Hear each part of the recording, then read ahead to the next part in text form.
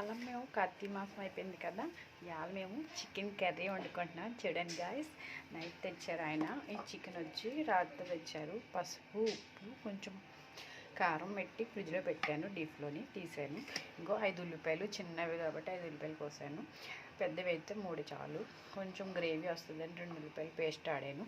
ఇంకా బౌల్ వేసాను. బౌల్లో ఆయిల్ వేసి చూపిస్తాను. చూడండి, ఆయిల్ మరిగింది కదా. పచ్చిమిరకాయలు, ఉల్లిపాయ ముక్కలు వేసుకున్నాను. అలాగే కొంచెం పేస్ట్ ఆడిన ఉల్లిపాయ పేస్ట్ కూడా వేసుకుని బాగా సాల్ట్ వేసుకొని మగ్గబెట్టుకున్నాను. నేను చెప్తాను కదా, సాల్ట్ కన్నా ఉప్పే బాగుంటుంది అనేసి దాన్ని ఉప్పు వేసాను. ఉప్పు వేసి బాగా మగ్గబెట్టాలి.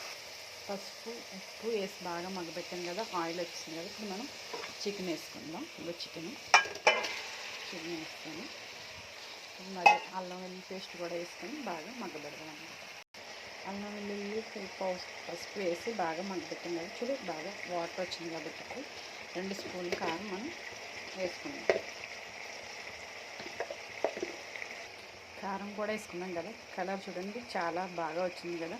బాగా మగ్గాలి, ఇంకా గ్రేవీ బాగా రావాలి. చూపిస్తాం గాయస్. చూడండి బాగా మగ్గింది కదా. ఇప్పుడు మనం కరివేపాకు ఫ్లేవర్ గురించి చేసుకుందాం. కరివేపాకు వేస్తాం. కరివేపాకు వల్ల ప్రయోగాలు ఏంటంటే చాలా మంచిది. కంటికి కూడా, గ్యాస్ట్రిక్ ట్రబుల్ ఉన్న వాళ్ళకి కూడా చాలా మంచిది.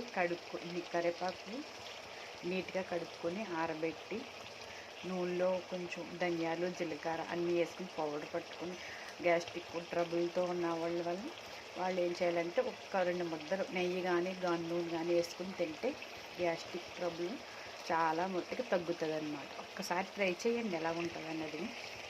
ఇప్పుడు మాకు చెప్పండి. ఇదిగో చూడండి గాయస్, బాగా వాటర్ వచ్చింది కదా. బాయిలర్ వల్ల మనం వాటర్ వేయకుండా కూడా వాటర్ వచ్చేస్తుంటుంది అనమాట. ఇందులో వాటర్ వేసి పని ఉండదు. అలా బాగా దగ్గరికి బాగా మగ్గ పెట్టుకోవాలన్నమాట. క్లైమేట్లో కొంచెం గరం మసాలా పౌడర్ వేసుకోవాలి.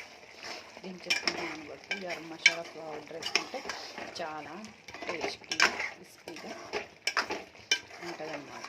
ఓకేనా గైస్, కర్రీ రెడీ అయిపోయింది.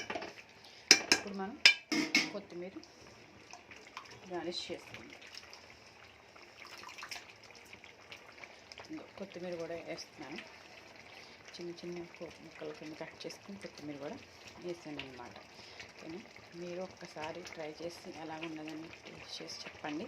ఓకేనా, bye. Like and subscribe. Okay.